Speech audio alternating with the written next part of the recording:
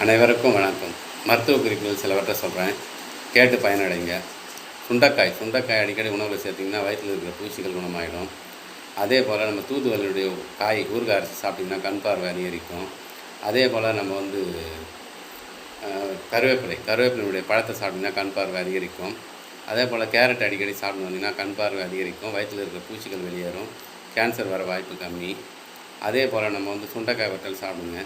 சுண்டைக்காய் வத்தல் சாப்பிட்டாலும் நம்ம வயிற்றில் இருக்கிற பூச்சி குணமாயிடும். அதே போல் அன்னாச்சி பழம் அடிக்கடி சாப்பிட்டு வந்தீங்கன்னா வயிற்றில் இருக்கிற பூச்சிகள் வெளியேறிவிடும். அதே போல் பப்புளியுடைய விதையை அரைச்சி சூடான பாலில் போட்டு குடிச்சிங்கன்னா வயிற்றில் இருக்கிற பூச்சி கிளியர் ஆகிடும். அதே போல் நம்ம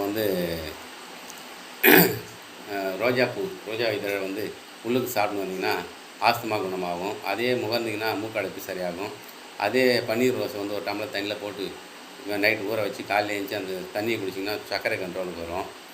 அதே போல் நரம்பு தளர்ச்சிக்கு நம்ம அடிக்கடி வெல்லம் கலந்து சாப்பிட்டு வந்தீங்கன்னா நரம்பு தளர்ச்சி வராது.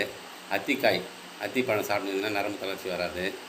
அதே போல் நம்ம வல்லாரைக்கீரை ஊறுகாய் மாரி துவையல் மாரி அடித்து சாப்பிட்டு வந்தீங்கன்னா ஞாபக சக்தியும் அதிகரிக்கும், மூளை வளர்ச்சி அதிகமாக இருக்கும், நரம்பு தளர்ச்சி குணமாகும். அதே போல் முளைக்கீரைன்னு ஒரு கீரை இருக்குது, அதை அடிக்கடி சாப்பிட்டுங்கன்னா நம்ம நரம்பு தளர்ச்சி குணமாகும்.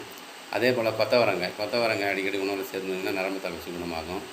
அதே போல் பேரிக்காய் உணவில் சேர்த்துக்கிட்டிங்கன்னா நரம்பு தளர்ச்சி குணமாகும், இதய படபடப்பும் சரியாகும்.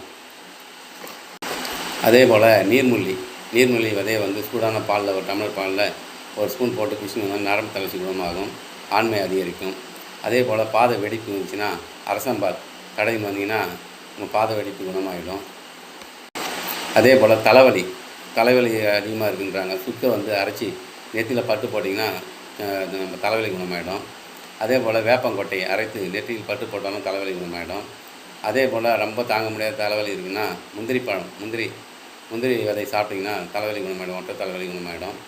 அதே போல் தலைவலி குணமாகணும்னா சூடான ஒரு டம்ளர் பாலில் ஏலக்காய் போட்டு நசுக்கி போட்டு குடிச்சுட்டு வந்தீங்கன்னா தலைவலி குணமாகிடும். அதே போல் நம்ம ஆப்பிள் பழம் நாளாக கட் பண்ணி உப்பு தடவி சாப்பிட்டு வந்தீங்கன்னா தலைவலி குணமாகிடும். அதே போல் எலுமிச்சை சாறுடன் தேன் கலந்து சாப்பிட்டு வந்தீங்கன்னா நரம்பு தளர்ச்சி குணமாகும், வறட்டு இருமல் சரியாகிடும்.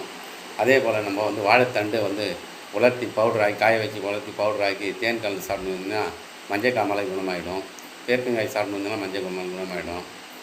நம்ம சேனலை சப்ஸ்கிரைப் பண்ணுங்கள், லைக் பண்ணுங்கள். இன்னும் சில மருத்துவ குறிப்புகளோடு உங்களை சந்திக்கிறேன். நன்றி, வணக்கம்.